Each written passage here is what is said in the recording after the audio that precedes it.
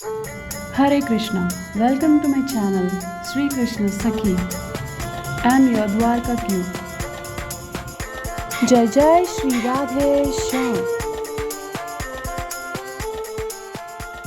जिस तरह श्री द्वारकानाथ विराजमान है, उसी तरह दक्षिण में श्री बालाजी महाराज विराजमान है।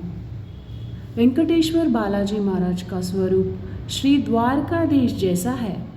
हाथ में शंख, चक्र, गदा, पद्म है।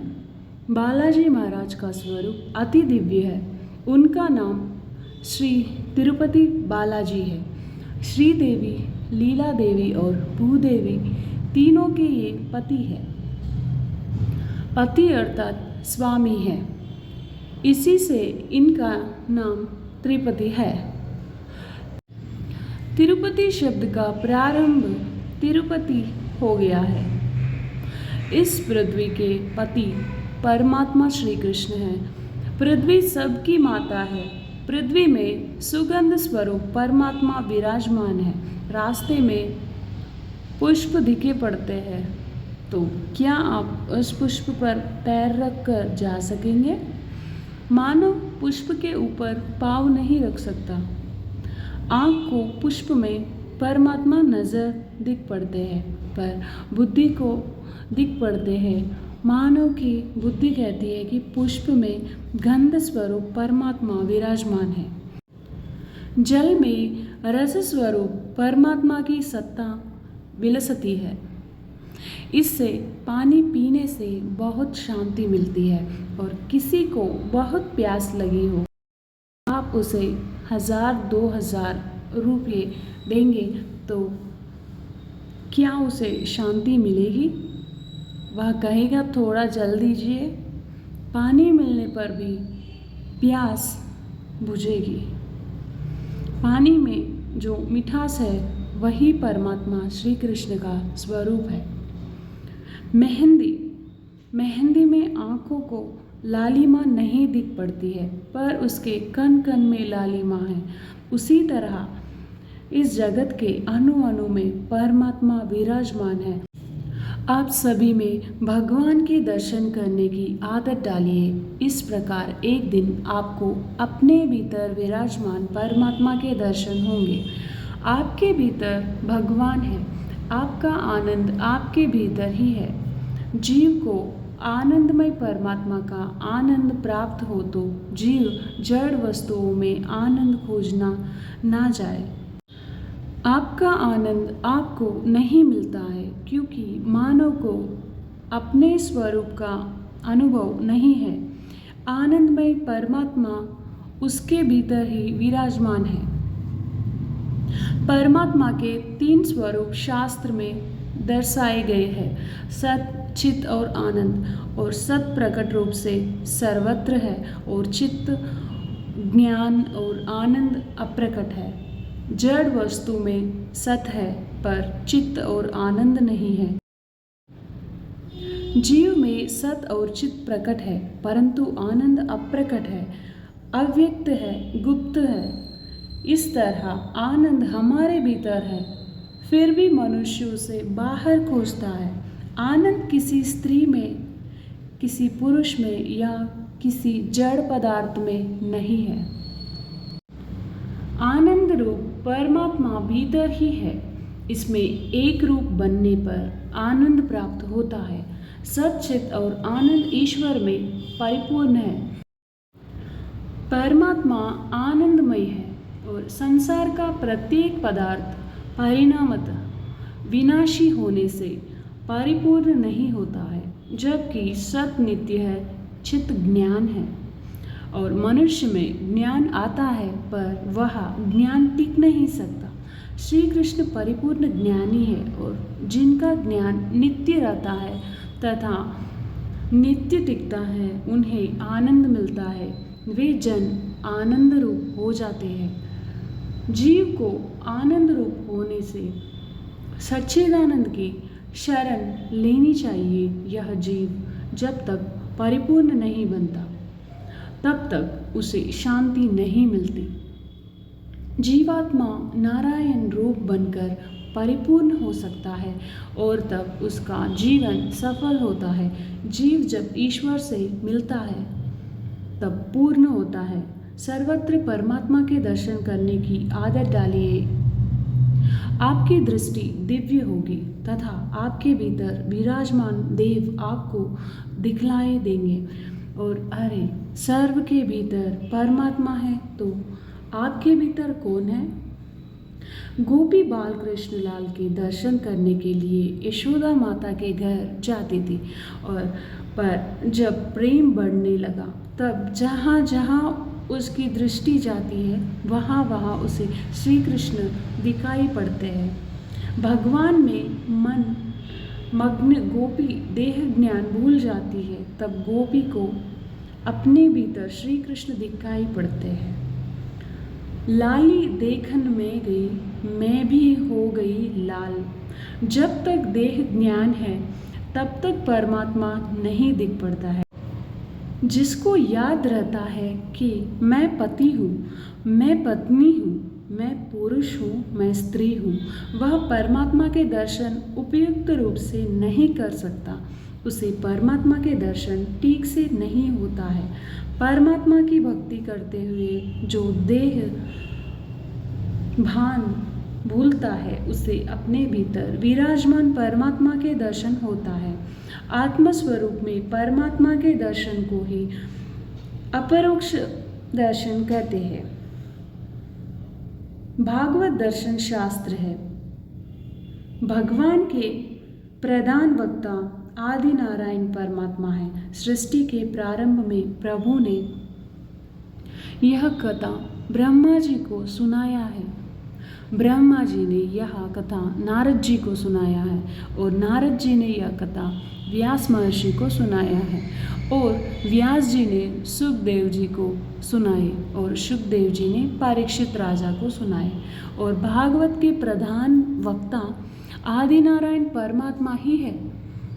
भगवान को दया आ गई, यह जीव मेरे दर्शन करेगा तभी उसके दुख का अंत आएगा। धन में आपको सुख मिलेगा पर धन से दुख का अंत नहीं आएगा। जिसके पास धन है वह भले ही सुख भोग ले पर उसे दुख तो भोगना ही पड़ेगा। परमात्मा से जो अतिशय प्रेम करता है, जो परमात्मा के दर्शन करता है, उसके दुख का अंत आता है, उसे भागवत कहते हैं। परमात्मा के दर्शन के लिए वेद में, उपनिषद में, गीता में जो अनेक साधना दिखलाए गए हैं वे सभी अच्छे हैं। पर व्यास नारायण को लगा कि उपनिषद में, ब्रह्म सूत्र में, गीता जी में जो मार्गदर्शन किया गया है वह कलयुग के लोगों के लिए उपयोगी नहीं हो सकता। उपनिषद में परमात्मा के दर्शन के लिए विशेष आज्ञा दी गई है, वह आज्ञा सर्वस्व का त्याग करने का है। कर्म से मुक्ति नहीं मिल सकती है, पुत्र से मुक्ति नहीं मिल सकती है, धन से भी मुक्ति नहीं मिल सकती है। अमृत तत्व की प्राप्ति तो त्याग से ही मिलती है। उपनिषद कहता है कूड़े से कभी इत्र का सुगंध नहीं आ सकती। प्रवृत्ति से राग द्वेष बना रहता है, विकार वासना तथा ममता भी बनी रहती है, समभाव नहीं रहता है। जीव विचारता है यह सज्जन है, यह दुर्जन है, यह बालक है, यह वृद्ध है। प्रवृत्ति में जाने अनजाने विषमता आ जाती है। जहाँ विषमता है वहाँ समता नहीं रहता है। वहाँ ममता आती है, वह प्रवृत्ति में व्यस्त फंसे हुए जीव को परमात्मा के दर्शन नहीं होती है। उपनिषद कहता है कि परमात्मा के लिए सब कुछ छोड़िए, सर्व का त्याग कीजिए और त्याग की बातें करना सरल है, मन से त्याग करना कठिन है। और लोग सब कुछ छोड़कर कथा में बैठते हैं, पर कई लोग को कथा में बैठे हुए भी घर दिख पड़ता है। अरे घर तो क्या, बाहर जूते पड़े हुए हो तो वो भी दिख पड़ते हैं। मानव मन से कुछ भी नहीं त्याग पाता। सच्चा त्याग कलयुग का मानव त्याग नहीं कर सकता। मानव बहिरंग में कुछ त्याग कर ले पर मन से त्याग नहीं कर पाता। कई लोग जब कथा में आते हैं तब पान सुपारी तथा में भी लेकर आते हैं। कलयुग का मानव ऐसी साधारण चीज़ें भी नहीं त्याग पाता। उससे कहिए कि तुम काम छोड़ दो, क्रोध छोड़ दो, तो वह कहेगा मैं कुछ भी छोड़ना नहीं चाहता हूँ। सुख भोगते हुए भगवान मिल जाए तो अच्छा है। उपनिषद कहता है भगवान को प्राप्त करना चाहते हो तो भोग छोड़ दो, भोग का त्याग कीजिए, तभी भगवान मिलेंगे। कलयुग का मानव सब कुछ एकत्र करता है पर कुछ भी छोड़ नहीं सकता। एक भाई मुझसे कह रहे थे, महाराज आप छोड़ने की बात ना करिए, मुझे कुछ छोड़ना नहीं है, पर बिना छोड़े हुए भी आपके भगवान के दर्शन हो सके तो ऐसा कोई रास्ता है तो दिखलाइए। मनुष्य कुछ भी छोड़ना नहीं चाहता। मानव को भगवान चाहिए पर वह संसार के भोग छोड़ना ही नहीं चाहता। भोग भोगते हुए भगवान मिल जाए तो बहुत अच्छा है। व्यास महर्षि जानते थे कि कलयुग के मानव का जीवन कैसा होगा। कलयुग के मानव का जीवन अर्थ और काम में पूर्ण होगा।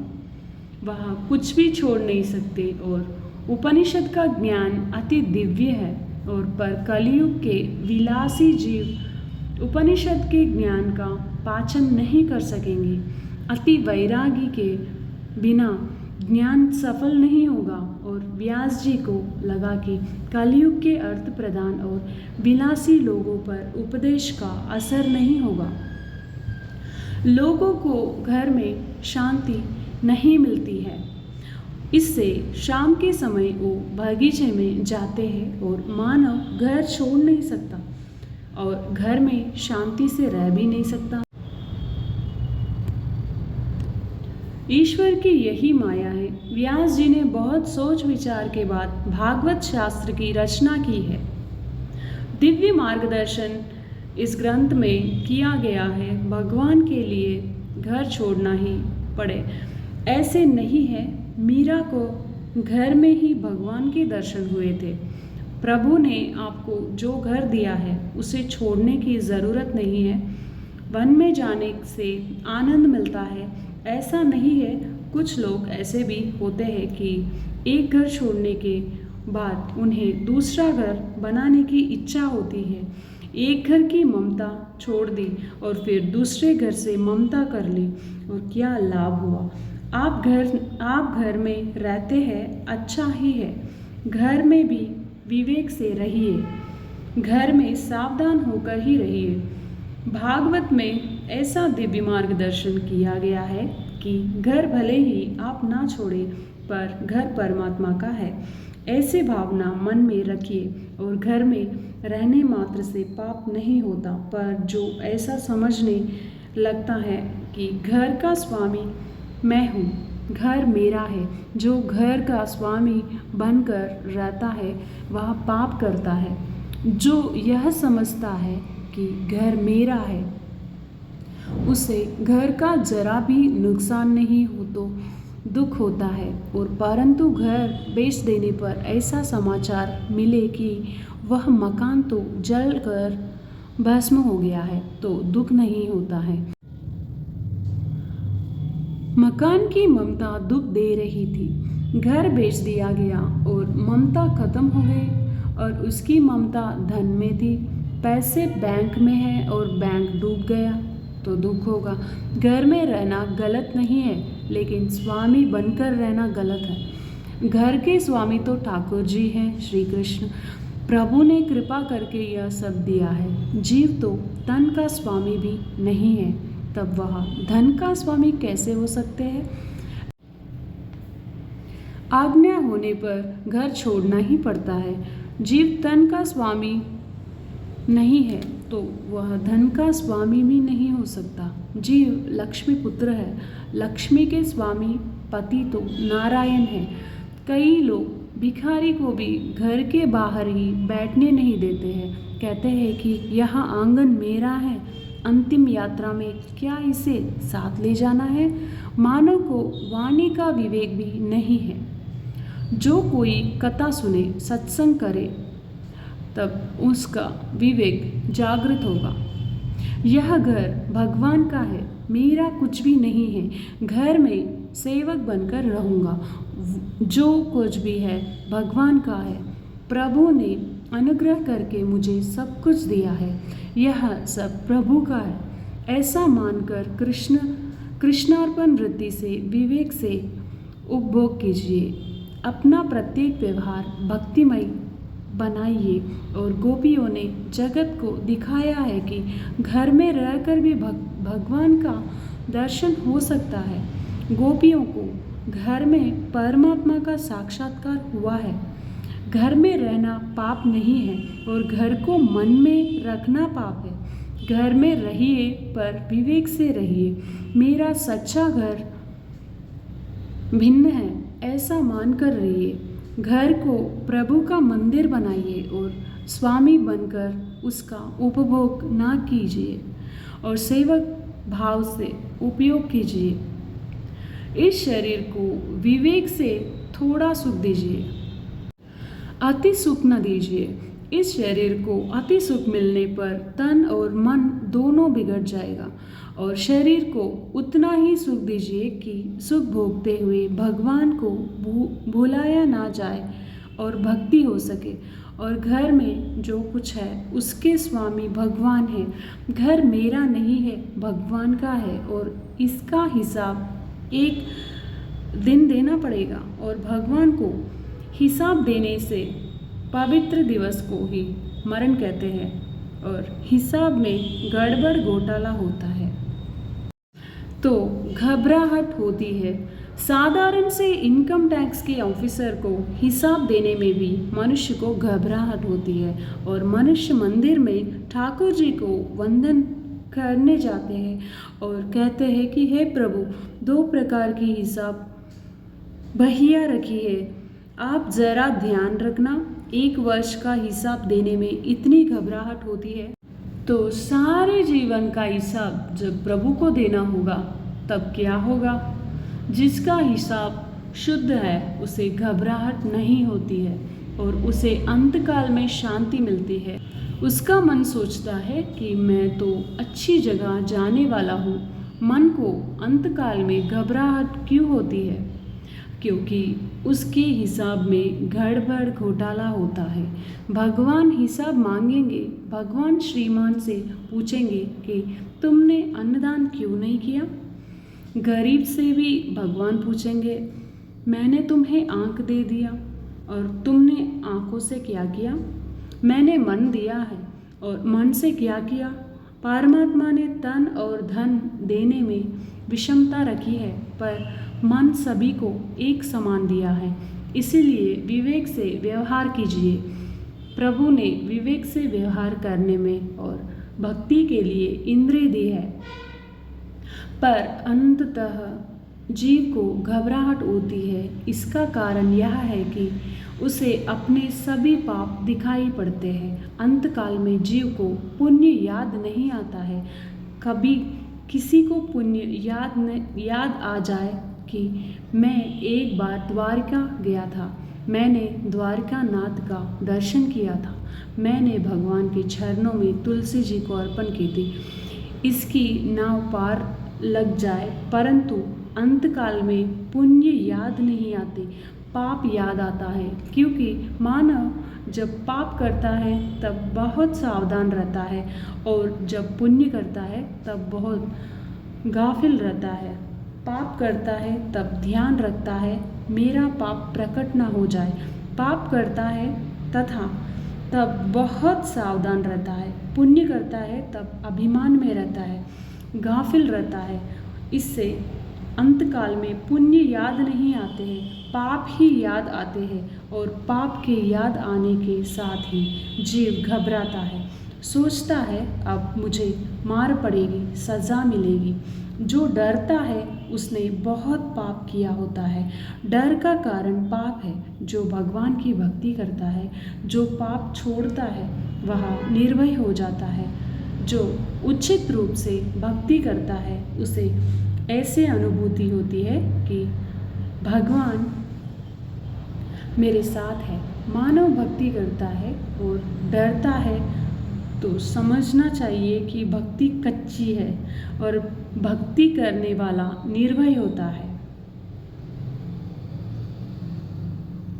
आदि भौतिक, आदि दैविक और आध्यात्मिक तीनों प्रकार के तपों का नाश करने वाले परमात्मा श्री कृष्ण की शरण में जो जाता है वह जीव ईश्वर का होता है, वह निर्भय बन जाता है। राजा के घर का सिपाही अकड़ कर चलता है, उसी तरह जीव जब पुरुषोत्तम परमात्मा का हो जाता है तब निर्भय हो जाता है।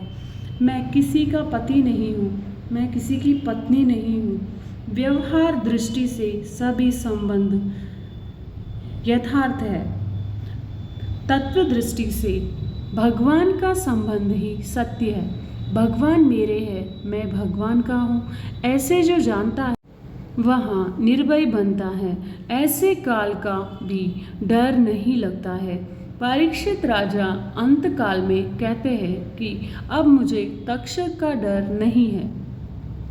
मेरे भीतर चैतन्य रूप जो नारायण विराजमान है वही तक्षक नाग में भी विराजमान है। मुझे तक्षक का डर नहीं लग रहा है। यह जीव परमात्मा का ही अंश है। प्रभु के धाम में जाना है, प्रभु के चरणों में जाना है।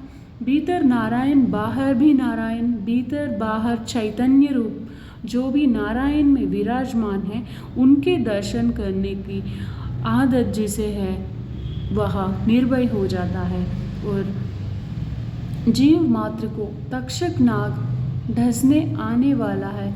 तक्षक काल का स्वरूप है। काल तक्षक किसी को भी छोड़ता नहीं है।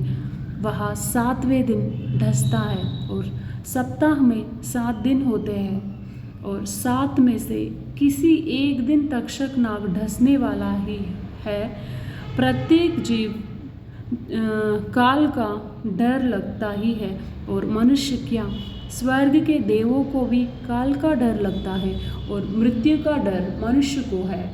ऐसा नहीं, ब्रह्मा जी को भी काल का डर है। भागवत की कथा मानव को निर्भय बनाती है और निस्संदेह करती है। भागवत की कथा सुनने वाले के मन में कोई शंका नहीं रहती। शुकदेव महाराज जी ने ऐसा कहा कि राजन, समय हो गया है पर अभी भी तुम्हारे मन में कोई शंका हो तो बदला दे। मैं कथा करूँगा और जब तक मैं बैठा हूँ तक्षक नाग नहीं आएगा और कदाचित आ भी गया तो भी मेरे दृष्टि पड़ेगा तो उसका विष अमृत हो जाएगा। मैंने ब्रह्म दृष्टि स्थिर की है। शुकदेव महाराज मात्र ज्ञानी नहीं है, उनकी दृष्टि ब्रह्म दृष्टि भी स्थिर है। जिसे पीलिया नाग रोग होता है और उसे सब कुछ पीला दिखाई देता है, जिसकी ब्रह्म दृष्टि स्थिर है उसे सर्वत्र परमात्मा ही दिखाई पड़ते हैं, जगत दिखलाई नहीं पड़ता। और ऐसे महापुरुषों की शक्ति कैसे होगी और इसकी कल्पनाएं भी कठिन है। और शुकदेव महाराज ने जब ऐसा कहा तब परीक्षित महाराज ने कहा, अब मेरा मन में कोई शंका नहीं है। भागवत की कथा ऐसे मधुर है कि उसको सुनने के बाद मन में शंका नहीं रहती। कई लोग बहुत प्रश्न पूछते हैं, जो अधिक प्रश्न पूछते हैं वे प्राय प्रभु के नाम का जाप प्रेम से नहीं करते हैं, परमात्मा की प्रेम से पूजा नहीं करते हैं। जो प्रेम से परमात्मा की पूजा सेवा करते हैं, परमात्मा उसे सब समझाते हैं कि प्रश्न वही पूछता है जो प्रेम से कथा नहीं सुनता है। भागवत की कथा व्यास जी ने इस तरह की है कि वक्ता प्रेम से कथा करता हो और श्रोता प्रेम से कथा सुनते हो तो मन में कोई शंका नहीं रहती। कभी कथा में आपको ऐसे अनुभव हुआ होगा कि यह कथा आज मेरे लिए ही है। मैं यही पूछना चाहता था, मेरी शंका का आज समाधान हो गया है। मानव के मन में कैसी कैसी शंकाएं उठती है, यह सब व्यास भगवान जानते हैं। इससे व्यास जी उसी तरह से कथा करते हैं। ऐसा महान बुद्धिमान जगत में हुआ नहीं है और होगा भी नहीं। भागवत में मात्र ज्ञान और भक्ति का वर्णन आता है, ऐसा नहीं है। भागवत में व्यवहार बोध भी आता है। भागवत में स्त्री धर्म भी समझाया गया है और पुरुष धर्म भी समझाया गया है, और माता कैसी होनी चाहिए और पिता कैसा होना चाहिए और भाई कैसा होना चाहिए, और सब भागवत समझाती है। कथा में किस तरह खाना और किस तरह रहना और आदि बातों की समझाई गई है, और भागवत में व्यास जी ने कोई बात भी नहीं छोड़ी है। और व्यास जी को भागवत और महाभारत के लिए ऐसा सात्विक अभिमान है कि जो मेरे इस ग्रंथ में नहीं है वह संसार में अन्यत्र कहीं भी नहीं है, किसी ग्रंथ में नहीं है। भागवत में जो है वह अन्य ग्रंथों में है।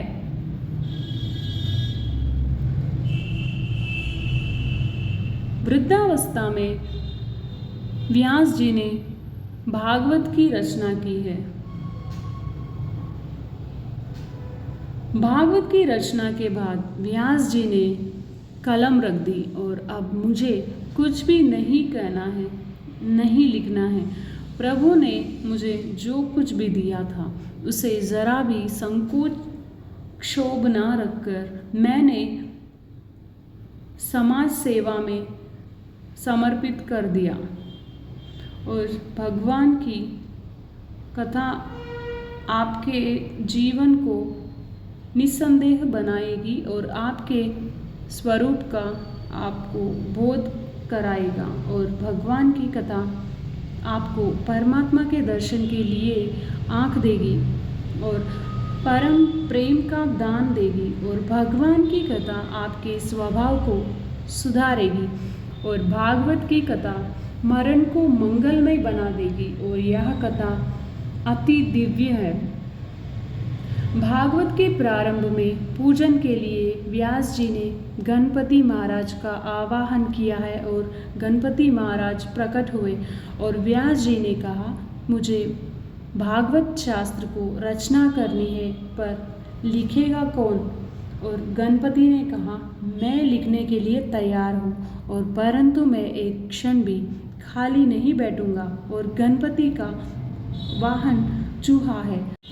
एक क्षण भी ईश्वर के चिंतन के बिना ना रहिए। जो खाली नहीं बैठता उसका अमंगल नहीं होता। प्रत्येक कार्य के प्रारंभ में गणपति की पूजा की जाती है, और गणपति का पूजन अर्थात जितेंद्रिय होना, और गणपति विघ्नहर्ता है। और गणपति ने व्यास जी से कहा, मैं एक क्षण भी व्यर्थ नहीं बैठूंगा, आपको 24 घंटे तथा कहना पड़ेगी। और तब व्यास जी ने कहा, मैं जो कहूँ उसके योग्य अयोग्य होने का निर्णय करके आप लिखिएगा।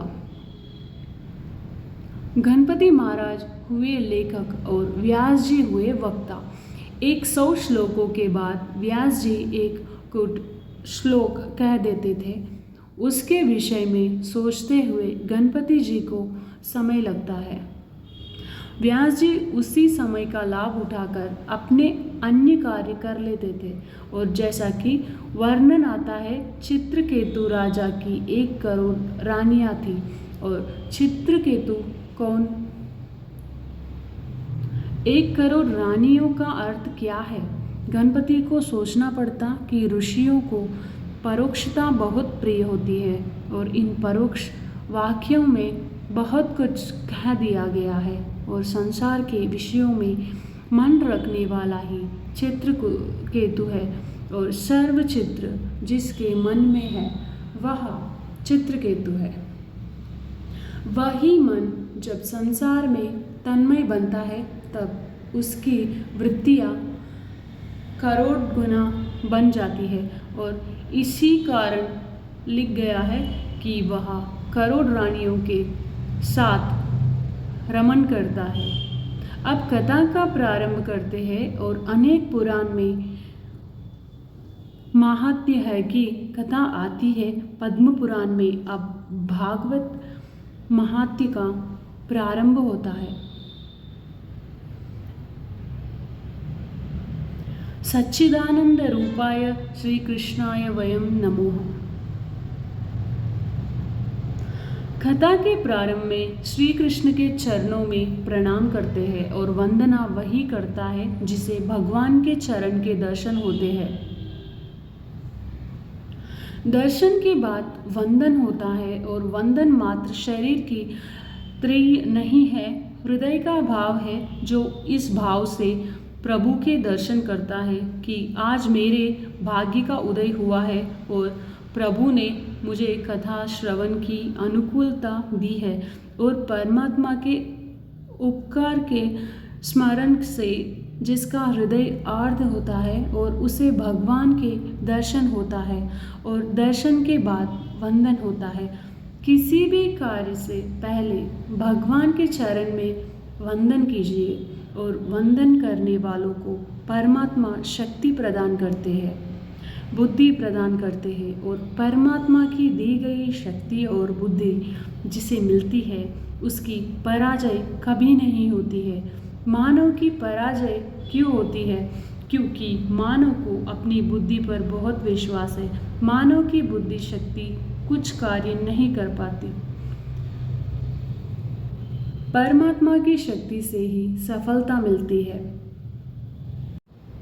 मूखम करोति वाचालम पंगुम लंघयते गिरि यत्कृपातम महम वंदे परमानंद माधवम।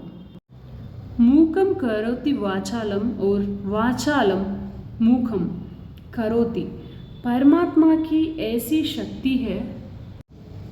घर में आने पर भी प्रथम भगवान के दर्शन कीजिए।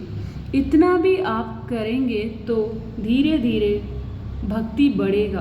कोई भी कार्य करने से पहले भगवान से कहकर कीजिए और कई वैष्णव बाहर जाते हैं और समय भगवान से प्रार्थना करते हैं कि उनको मनाते हैं आपके बिना मुझे चैन नहीं पड़ता और आप एक स्वरूप धारण करके घर में विराजिए और दूसरा स्वरूप धारण करके और मेरे साथ चलिए और भक्त और भगवान साथ ही रहते हैं। भगवान को साथ ले जाना अर्थात भगवान के स्वरूप को साथ ले जाना। एक भाई बड़ी बड़ी बातें करता है तो भगवान के स्वरूप को लेकर यात्रा करते थे और फिर एक बार ऐसा हुआ कि सब सामान को बैलगाड़ी से उतार लिया पर भगवान ही रह गए। भगवान के स्वरूप को उतारना ही भूल गए और भगवान को मन से साथ रखिए। 2-3 मिनट हो जाए तो भी भगवान के दर्शन करिए और आप ठाकुर जी का स्वरूप मन में दूर ना रखिए, उसे दृष्टि में रखिए, उसे मन में स्थिर कीजिए। जहाँ जाते हैं वहीं उन्हें दर्शन कीजिए। इससे आपका व्यवहार भक्तिमय होगा। जीव व्यवहार में ईश्वरी से विमुक्त होता है और भगवान को भूलता है। वही अपनी बुद्धि पर विश्वास रखता है, व्यवहार करता है कि इससे दुखी होता है। कृष्णाय वासुदेवाय हरे परमात्मने प्रणत क्लेशनाशाय गोविंदाय नमो नमः। अकेले कृष्ण को नहीं, श्री कृष्ण को वंदन किया गया है। सनातन धर्म में शक्ति विशिष्ट ब्रह्म की पूजा है और निराकार ब्रह्म की पूजा नहीं हो सकता है। वह मारता भी नहीं तारता भी नहीं, और वह कृपा नहीं कर सकता। और वह ब्रह्म जब शक्ति विशिष्टता बनता है तब कृपा कर सकता है, और तभी उसकी पूजा हो सकती है। और राधा कृष्ण की पूजा होती है। ब्रह्म जब शक्ति विशिष्ट बनता है तब उसकी पूजा होती है। श्री का अर्थ है राधा जी। जगत का आधार कृष्ण है और कृष्ण का आधार राधा है, और आधार में आधार शब्द मिलाने से राधा राधा होगा। वृंदावन के साधु सारा दिन श्री राधे रटते रहते हैं कि श्री राधा जी की कृपा के बिना जीव श्री कृष्ण के पास नहीं जा सकते हैं। भागवत में लिखा है कि श्री कृष्ण को कभी क्रोध आता है, पर राधा जी को कभी क्रोध नहीं आया है। द्रौपदी की 5 संतान की जब हत्या की गई तब श्री कृष्ण को क्रोध आ गया और उन्होंने अश्वत्थामा को श्राप दे दिया। श्री राधा जी को भी क्रोध नहीं आता है। माया किसी को नहीं छोड़ता है, पर राधा जी का कीर्तन जो करता है, राधा जी के नाम का जो जप करता है, उसे माया त्रस्त नहीं कर सकती है। और श्री राधा जी जीव का ब्रह्म संबंध कराती है। और जीवन में ऐसा समय आता है जब मानव कहता है कि मैं सुखी हूँ। भगवान उसे पूर्ण अनुकूलता देते हैं और अधिक भक्ति के लिए, अधिक परोपकार के लिए भगवान उसे सुख देते हैं। परंतु अनुकूलता के मिलने पर मानव अधिक भक्ति नहीं करता है। मानव अधिक वासना सुख भोगता है। भगवान की दी हुई अनुकूलता का अवसर मानव गवा देते हैं और तब भगवान को बुरा लगता है, यह जीव योग्य नहीं है। भगवान उसे सजा देते हैं। प्रभु को जब क्रोध आता है तब राधा जी समझाती है, दया रखिए, जीव दृष्टि है, पर आप तो दयालु है, अब जीव सुधर जाएगा। राधा जी सिफारिश करती है, परमात्मा की कृपा शक्ति राधा जी ही है। राधा जी प्रभु से विनय करती है, यह जीव हमारी शरण में आया है, मुझे दया आती है। पापी जीव भगवान के समक्ष जाने का साहस नहीं कर सकता है, पर राधा जी के समक्ष जाता है। व्यवहार में भी ऐसा ही दिख पड़ता है कि कैसा भी लड़का हो, दोपहर में माता के समक्ष हाथ जोड़कर खड़ा रहता है, तब माता सब कुछ भूल जाती है और लड़के को प्रेम से भोजन कराती है। उसे लड़की का कोई दोष नहीं दिखता है। साधारण स्त्री में ऐसी शक्ति है तो राधा जी में कितनी शक्ति होगी। श्री धाम वृंदावन में श्री राधा जी के साथ परमात्मा नित्य लीला करते हैं। वे कभी बड़ी नहीं होते और आज भी लीला कर रहे हैं।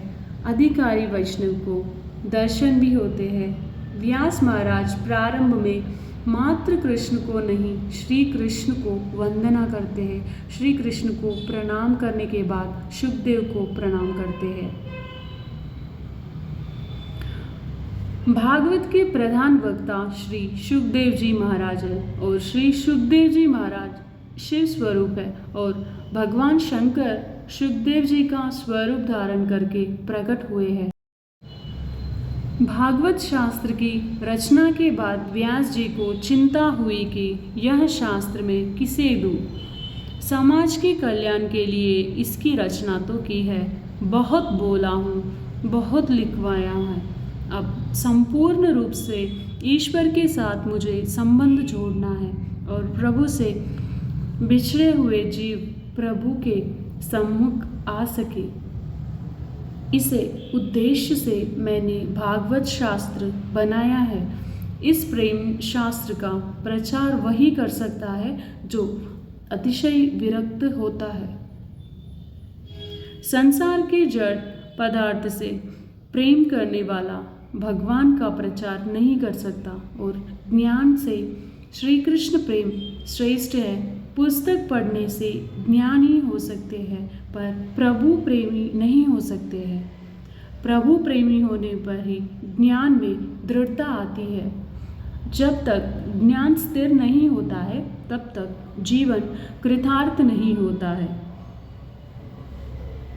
श्री कृष्ण के अतिरिक्त अन्य से प्रेम करने वाला भागवत कथा का अधिकारी नहीं है।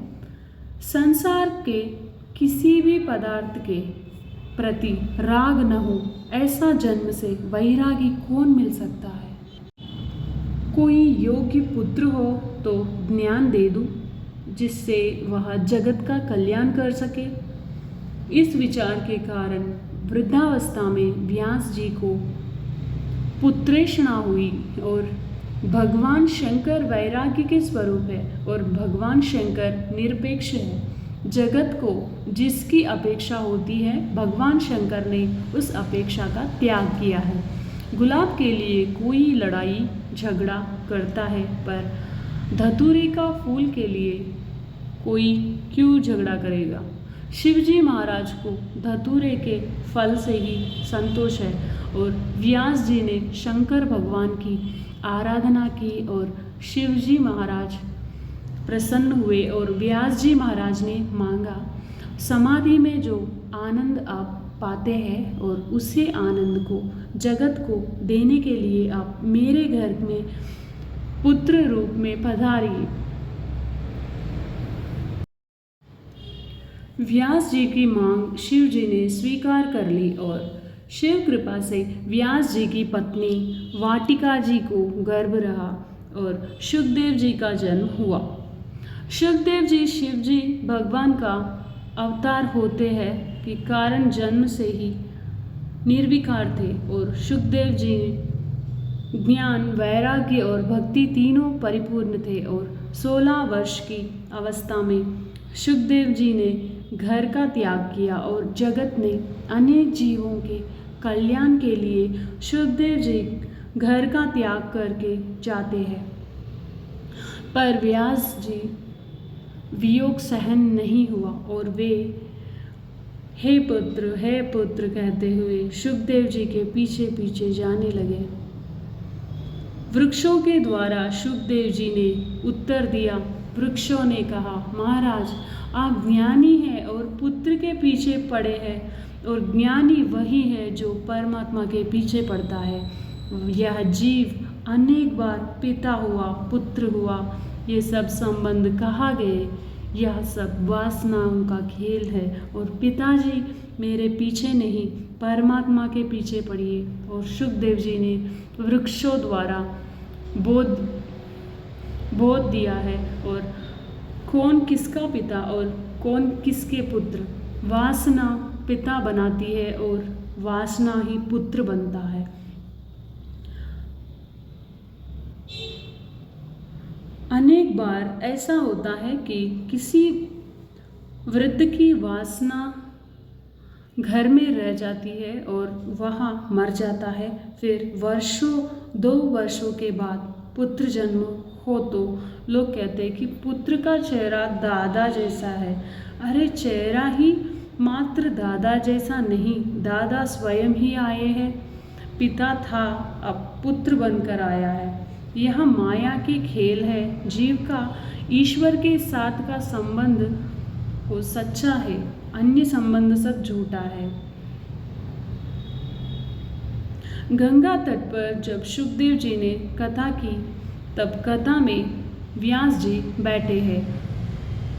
उन्हें कथा में आनंद आया है। बाद में शुकदेव जी महाराज हमारे गुजरात में नर्मदा तट पर भी रहे हैं।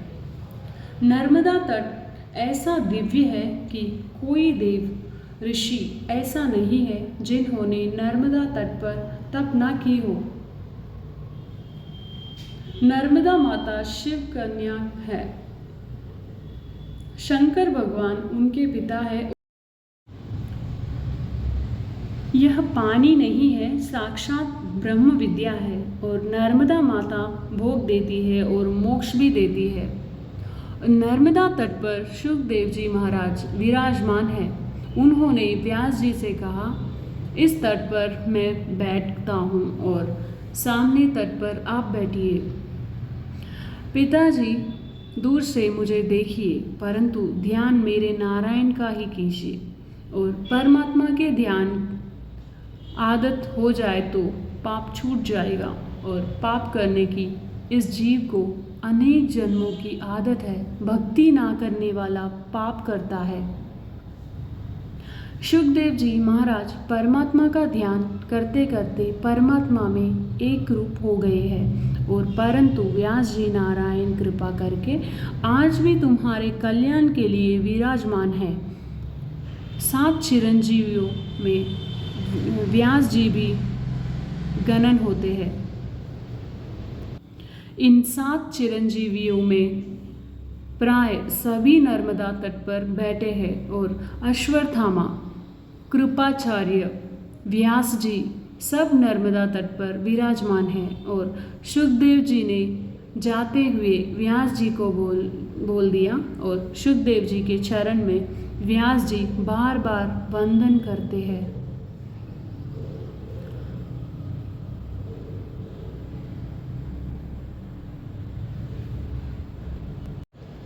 भारत में 7 अरण्य प्रधान हैं और एक नैमिषारण्य, दंडकारण्य और सेवारण्य और कामकारण्य, धर्मारण्य और भद्रिकारण्य और चंपारण्य।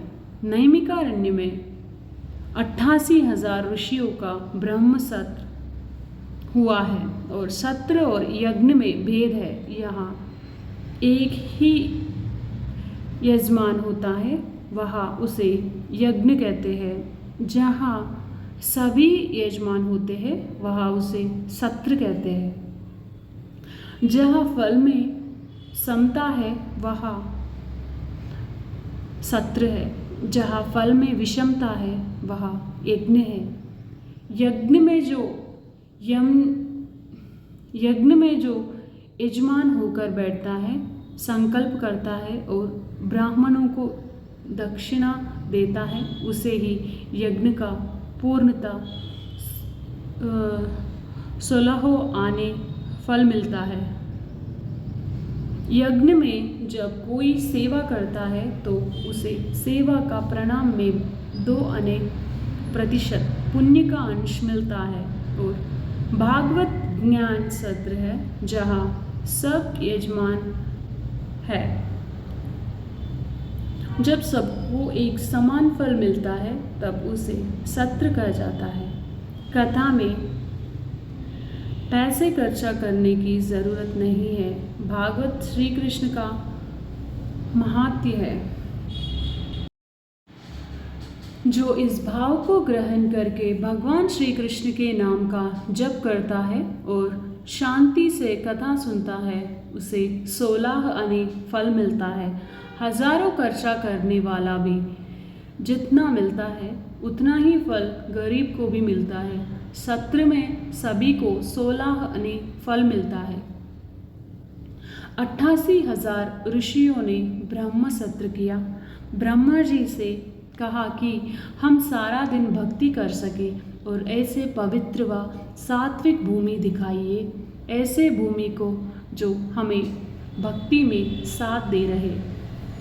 भोग भूमि में सारा दिन भक्ति नहीं हो सकती और गृहस्थ के घर में भी भक्ति नहीं हो सकती है। और गृहस्थ के घर में भी काम के परमाणु घूमती है और गृहस्थ के घर में विषमता होती है और घर में राग द्वेष वैर वासना की परछाइयाँ पड़ती रहती है और घर में जाने अनजाने में पाप होती रहती है। और हमें ऐसे पवित्र भूमि दिखाइए जो सारा दिन भक्ति में साथ देती हो। ब्रह्मा जी ने इन ऋषियों को एक छत्र दिया और कहा कि इस छत्र में पीछे चलिए और जहाँ छत्र स्थिर हो जाए वहाँ बैठ जाइए। यहाँ मनोमय छत्र नैमिषारण्य में बिल्कुल शांत हो गया है। ऋषि वहाँ बैठ गए और भक्ति के साथ ऐसे सात्विक भूमि में ऋषि बैठे हुए हैं। गोमती गंगा के तट पर नैमिषारण्य की यह शांत भूमि है जो हृदय की द्रवित करती है। और ऋषि वर्ग वहाँ ब्रह्म सत्र करने बैठे हैं और ब्रह्म सत्र के प्रधान आचार्य शौनक मुनि हैं और इस ब्रह्म सत्र में सूत जी पधारते हैं और सबने सूत जी का सम्मान किया है। प्रधान आचार्य शौकन मुनि ने सूत जी से एक सुंदर प्रश्न पूछा है। आज तक बहुत सी पुस्तकों पढ़ी है और बहुत सी कथाएं सुनी है, अब कथा सुनने की इच्छा नहीं है। सर्व कथा का सार तत्व क्या है, यह हमें बतलाइए। कितने ही लोग पुस्तक पढ़ते हैं, उनका शब्द ज्ञान बढ़ता है, पर वे शांति से बैठकर भक्ति नहीं करते हैं। जिनका शब्द ज्ञान बढ़ता है वे चर्चा भी करते हैं, उनका सूक्ष्म अभिमान भी बढ़ता है। मैं सब कुछ जानता हूँ, मैंने अनेक पुस्तक पढ़े हैं और प्रत्येक पुस्तक में मत होता है और साधारण व्यक्ति का लिखा हुआ नहीं पढ़ना चाहिए। साधारण व्यक्ति बहुत से दोष होती है और जिन ऋषियों को परमात्मा के प्रत्येक दर्शन हुए हैं, जिन ऋषियों को प्रभु का साक्षात्कार हुआ है, उन ऋषियों का हृदय शुद्ध होता है। उनकी लिखी हुई पुस्तक पढ़ना चाहिए और साधारण व्यक्ति की लिखी पुस्तक में उसकी बुद्धि का दोष भी आता है। इससे भागवत में भी आज्ञा दी गई है कि जिसको भक्ति में आगे बढ़ना है उसको साधारण व्यक्ति की लिखी हुए पुस्तकें नहीं पढ़ना चाहिए। बहुत सी पुस्तक को पढ़ने के स्थान पर शांति से बैठकर भगवान के नाम का जप करना अधिक अच्छा है। ब्रह्म सत्र में ऋषियों को अब कथा नहीं सुननी पड़ती है और उनको कथा का सार तत्व सुनना है। ये सब ऋषि श्री बालकृष्ण के सेवक है और उनको बालकृष्ण का स्वरूप बहुत ही प्रिय है और लाला की सेवा करते हैं, श्री कृष्ण का स्मरण करते हैं। इससे ये ऋषि श्री कृष्ण जैसा हुए हैं। आप जिनकी सेवा करोगे, जिनकी स्मरण करोगे, उनके समान होंगे। श्री कृष्ण को माखन मिश्री प्रिय है और लाला को और कुछ भी भाता है। माखन दूध का सार तत्व है। शौनक जी कहते हैं, ऐसा सार तत्व हमें सुनाइए कि जिससे भक्ति पुष्ट हो और ज्ञान वैराग्य जागृत हो और भगवान श्री कृष्ण के प्रत्यक्ष दर्शन हो। वेदांत कहता है कि परमात्मा के दर्शन आँख से नहीं होती है। देखने की शक्ति आँख के पास है, पर इस शक्ति को देने वाला ईश्वर है। जिन प्रभु ने आँखों को देखने की शक्ति दी है, वे आँखें भगवान को देख नहीं सकते। और वेदांत का सिद्धांत है, ईश्वर दृश्य नहीं है, ईश्वर दृष्ट है। वेदांत दर्शन दृष्ट का दर्शन है और वेदांत कहता है कि जो दिखाई देता है, जो दृश्य है, वह क्षण क्षण में परिवर्तन होता है। जो दिखाई देता है वह दृश्य रूप है और परमात्मा दिखाई नहीं देता। वो चर्म चक्षु से कोई भी भगवान के दर्शन नहीं कर सकता। और वैष्णव सिद्धांत है कि परमात्मा की बात सत्य है, और परंतु भक्ति प्रेम जब अत्यधिक बढ़ता है तब भक्त दृष्ट बनता है और भगवान दृश्य बन जाते हैं। और गोपियों का प्रेम इतना बढ़ गया कि परमात्मा को दृश्य होना पड़ा। भक्ति भगवान को दृश्य बनाती है और भक्ति में ऐसी भक्ति है। शौनक जी कहते हैं, आप ऐसा सार तत्व सुनाइए कि जिससे जैसा संसार दिखाई देता है वैसा ही परमात्मा का स्वरूप प्रत्यक्ष दिखाई दे और परमात्मा के प्रत्यक्ष दर्शन हो और ज्ञान वैराग्य के साथ भक्ति जागृत हो, ऐसा सार तत्व सुनाइए।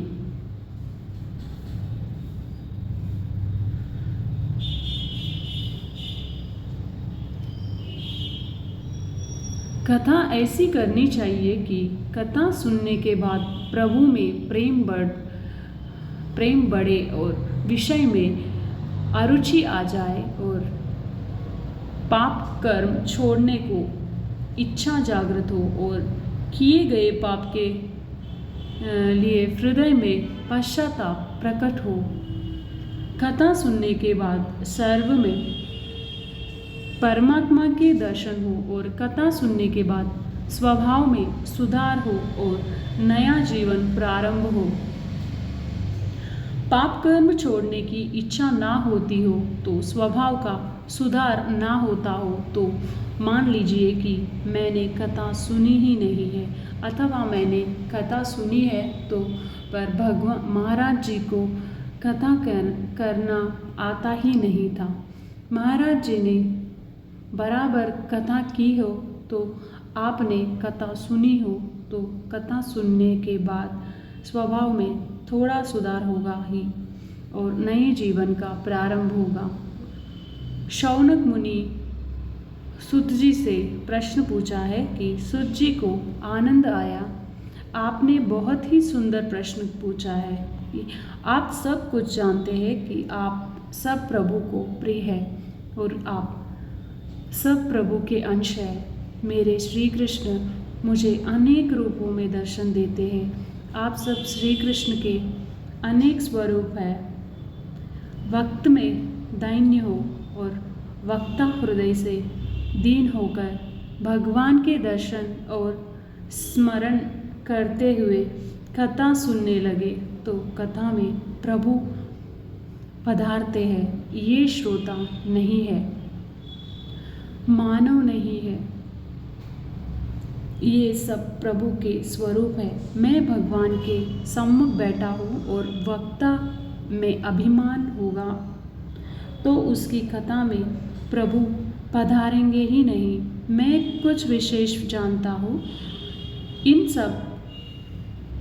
सब को उपदेश दे रहा हूँ। ऐसा अभिमान जब वक्ता में होता है तब वह वक्ता प्रभु को प्रिय नहीं होता। सूत जी में दैन्य है। सूत जी कहते हैं कि आप सब प्रेम के लाडले हैं और आप सबको अधिक कथा सुनने की आवश्यकता नहीं है। कथा में जो कुछ कहना है वह आप कर रहे हैं, आचरण में रख रहे हैं। आपका जीवन दिव्य है और भक्तिमय है और फिर भी प्रेम भाव से आपने प्रश्न पूछा है। आप सब कुछ जानते हैं फिर भी अपने मन को पवित्र बनाने के लिए यथामति में आपको कथा सुनाऊंगा और संसार का वर्णन करने से जीभ रोती है और परमात्मा के मंगलमय स्वरूप के वर्णन से वाणी निर्मल होता है और मन विशुद्ध होता है। और गंगा के तट पर सुखदेव जी ने परीक्षित राजा को जो कथा सुनाई थी वही कथा मैं आपको सुना रहा हूँ। कलियुग के जीवों को काल रूपी तक्षक के मुख से छुड़ाने के लिए सुखदेव जी महाराज ने भागवत कथा किया है। यह कथा अति दिव्य है और देवों को भी दुर्लभ है। सुखदेव जी महाराज अब कथा प्रारंभ करने ही वाले हैं। उसी समय स्वर्ग से अमृत का घट लेकर देव आए। सुखदेव जी महाराज से देवों ने कहा कि यह अमृत घट हम आपको देते हैं, इसको स्वीकार कीजिए और उसके बदले में हमें कथामृत दीजिए। जहाँ अति संपत्ति है, जहाँ अभिमान है, देव विवेक से वंदन करके बैठे होते हैं। तो सुखदेव जी महाराज कुछ बोलने वाले नहीं थे। देवों ने कहा, हम स्वर्ग का अमृत देते हैं। शुकदेव जी महाराज सोचने लगे कि इन लोगों ने सत्संग नहीं किया है। इन लोगों में तो वाणी का विवेक भी नहीं है। स्वर्ग का अमृत लेकर मैं क्या करूँगा? शुकदेव जी ने परीक्षित राजा से पूछा, राजन, आपको स्वर्ग का अमृत पीना है कि कथामृत का पान करना है? Subscribe and thanks for watching.